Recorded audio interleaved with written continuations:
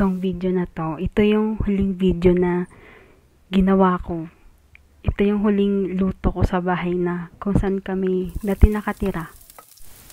Habang pinapakinggan ko yung tunog ng utensils, yung niluluto ko, yung mga sizzling, mga sizzling.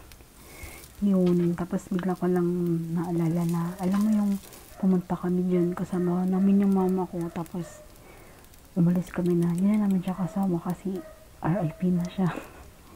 Pero alam mo yun, nakakamiss lang din yung bahay ng kit pag may mga memories pa natira.